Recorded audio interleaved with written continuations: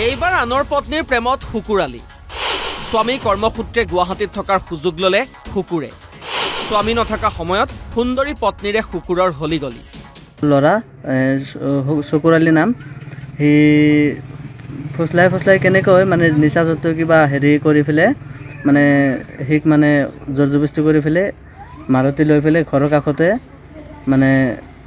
সিহঁতৰ কিবা প্লেনিং কৰি লৈছে ঘটনা কামৰূপৰ চমৰীয়াৰ ভলুকাবাৰী গাঁৱত এইগৰাকী শহীদুলৰ সুন্দৰী পত্নী হুকুৰৰ প্ৰেমিকাকো 2 সন্তানৰ মাতৃ অভিযোগ অনুসৰি স্বামী শহীদুল গুৱাহাটীত থকাৰ সুযোগত হুকুৰালীৰ প্ৰেমত পৰিছিল পত্নী এইজন হুকুৰালী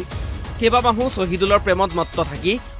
অৱশেষত 2 সন্তানৰ মাতৃক লৈ পলাল হুকুৰালী চমৰীয়াৰ পৰা বাংগালুৰুলৈ লৈ গ'ল প্ৰেমিকা মাতৃক বিচাৰি 2 কণ শিশুৰ এতিয়া হাহাকাৰ বাপু বাপু গৈছি সোনা গৈছ শুনক কি কয় প্ৰেমিকাৰ আত্মীয়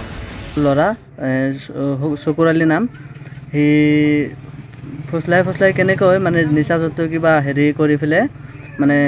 হিক মানে জোৰজবস্তি কৰি ফেলে মাৰুতি লৈ ফেলে ঘৰৰ কাষতে মানে সিহঁতৰ কিবা প্লেনিং কৰি লৈছিল আৰু লৈ গৈ পেলাই তাৰপিছত উঠাই পেলাই বেংগলোৰত লওঁ বুলি গম পালোঁ তাৰপিছত আমি ইয়াৰ পৰা ফোনাফোনি কৰি পেলাই খবৰ ল'লোঁ খবৰ লোৱাৰ পাছতে এবাৰ তাৰ পৰা মানে নিখোজ হৈ গ'ল এবাৰ ভালকৈ আৰু খোজ কৰি চালোঁ এতিয়া গুৱাহাটীত থকা বুলি গম পাওঁ এতিয়া গুৱাহাটীত আছে ক'ৰবাত আছে মানে ইমান ফোন মাৰিলে মানে ইমান ভালকৈ নাপাওঁ নাম্বাৰ ব্লক কৰি থৈছে এবাৰ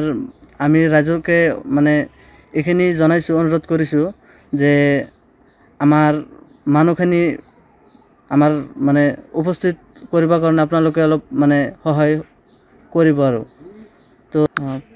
আপোনালোকৰ স্কেনাৰত মানে মই ফোন নম্বৰখন দি দিম সেইটো আপোনালোকে ক'ৰবাত দেখা পালি লগ পালি মানে আপোনালোকে মানে